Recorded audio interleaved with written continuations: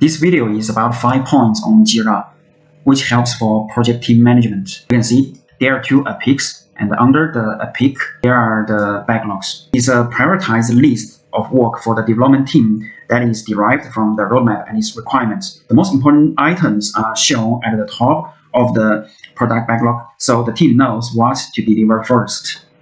And then, for example, let's just take login screen, and we have a look of different attributes through it. So like you can attach something over here and link, also create a subtask. And if we have complete, we can move it down. But now, because it's still in progress, we just leave it as it. And also the description shows the details of login screen. It must be follow these standard formats which I have typed. The acceptance criteria and the definition done connect what the product owner wants and what the development team delivers. In that sense, they can be seen as contracts between the 2 parties. Meanwhile, it also tells each team members what exactly and concurrently they have to do. I will expand subtasks later, don't worry. Moreover, in order to create the branch or create a commit, we can do it over here, right?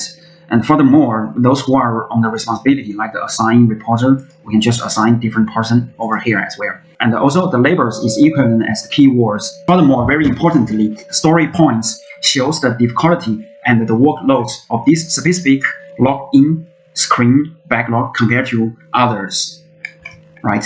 And also, in order to change the epic, suppose we want to change it to dashboard, we can also do it over here. We just click here.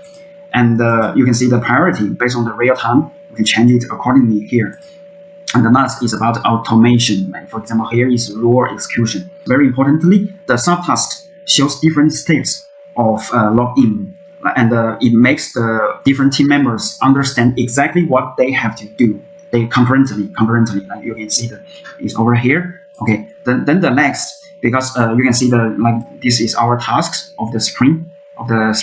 So since it's still under the to-do list, which it is just here, if it is started, we can drag it as in progress. If it has been done, then we can drag it as done. It's very straightforward, right? At the last, we can come to report in order to see the Burndown chart, because it is over 2 weeks coming. So you can see here is the beginning, and we are still in the very beginning. And if everything goes well, we are following it smoothly over here, right? As you can see here, based on the event type and the details, and also the story points, the Burndown chart track the total work remaining and project the likelihood of achieving the sprint goal. This helps the team manage its progress and respond accordingly. All in all, thank you so much for your attention, and I wish you have a nice day.